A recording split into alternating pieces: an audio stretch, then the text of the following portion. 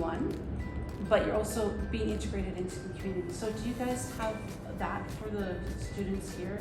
Is there a lot of support from external organizations to help provide, like fill the gaps, I guess? Because you're right, that transformation from school, especially if it's a boarding school, to the real world is a huge shock. We don't really have structured programs like that. So, like, I think the starting point for us is that the majority of our families come from the lower economic sector. So they are really unable to really support that child. Even if the child was at home and went to the local school, it would be a disaster, yes, kind of thing. So with many of the children, the thing we acknowledge that by the child being at the special school or the residential facility, the child is getting 3 meals a day. yes. If the child was at home, it's unlikely the child will get the hot meal every day, you know, kind of thing. So those are the realities that we have. With the deaf blind, there is no academic programs at our schools. There may be a special class. The last I think I heard, there's only about 4 or 5 schools in the whole country that cater for deaf blind children. So you know, it's a huge challenge kind of thing. For me, the other area is from Tobago's side is that we have again legislation that says that, for instance, government is supposed to be employing 7% people with disabilities within the public sector. It used to be 2%, and they moved. But even when it is 2, I think out of the country in the public sector, less than 3 or 4 departments have ever reached beyond 1.5%. In the private sector, it's even worse that they achieve the 1%. And so what I do is I work with governments in Ontario, Canada, and I explain to whoever it is by providing training on in Canada, the law, because in Canada we have very specific laws on how we implement this. How do we roll out and create a diversity and inclusion accessibility plan, and that includes reasonable accommodations.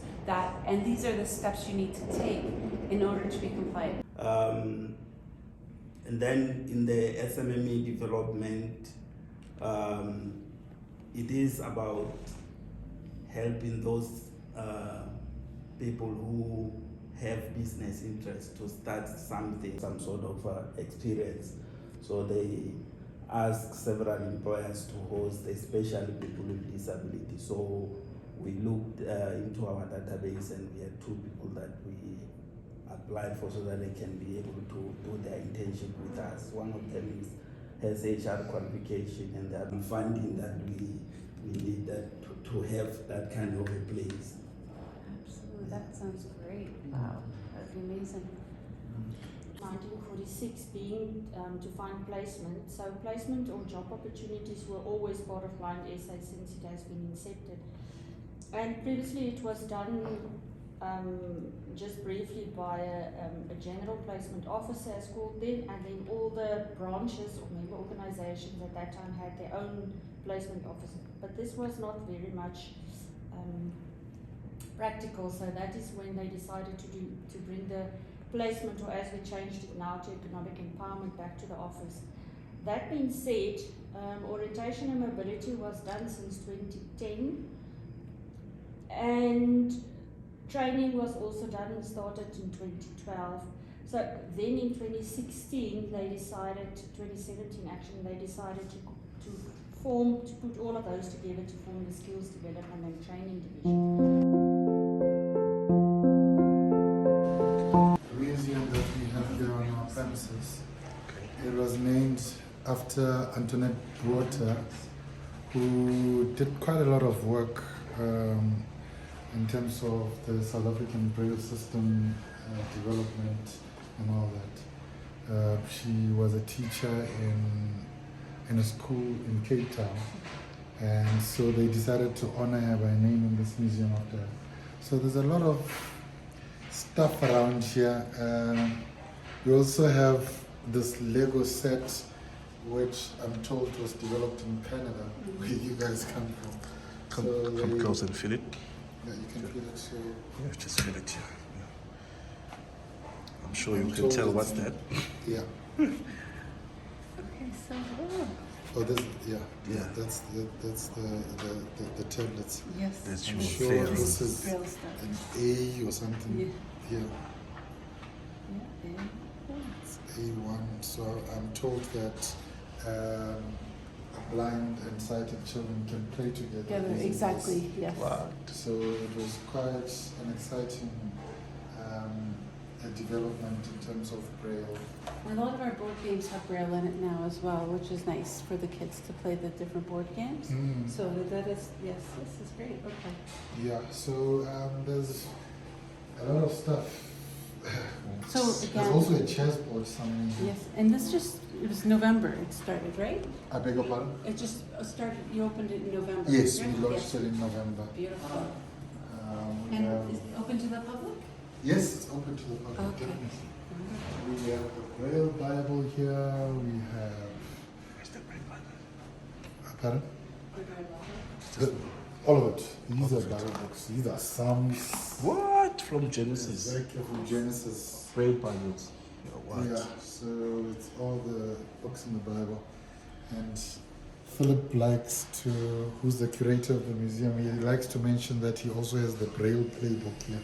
Playboy book here. So Okay. I think it's this one. Uh-huh. But he has it somewhere. So yeah, there's also a lot of ancient machines here. Can see that. From when the Perkins started and yeah, quite a few interesting stuff. This is great, and you're looking for more things as they're coming, correct? Yes, we Okay. are always asking for donations. People that have things they would like to donate. Okay. I'm absolutely excited about this Definitely see. as well. Again, I'll follow them on connection that I was working on before I came home post to bring something back. This is wonderful, amazing. Congratulations on launching it. Yeah. Come close and have a feel of this one. Can you touch this? This a typer, right? This is a brailler. A braider. Okay, oh, sorry. That's a braider. Okay. Very old. It's a very old one, yeah. It's an ancient. I was gonna say, it's nothing like the one This- I learned on. Yes, this is another one here. This one is very old, this one. This one is very old. It's a very old one too. You pressed it like that. You know, it's interesting because I learned on a one-handed brailler. One-handed Used brailler, one hand, sorry. right? And so even the two-handed brailler, the current ones are weird to me because I'm so used to everything being together. Oh, that's nice. Yeah. Okay. So see, look at what you're learning today, Taddeo. Yeah, myself as well, yeah. Okay. Yeah, you got some good stuff. Yeah, those are, that's the one-handed brailer you were talking about. I see it here. Yes. How do you know? Does it say it? Because it's one. I don't know if it's up. You can come a bit closer here. Yeah. Is that a one-handed brailer or something? Might be, but no, not like the one I learned on. But it Okay. could be. It could be. I don't know. Okay.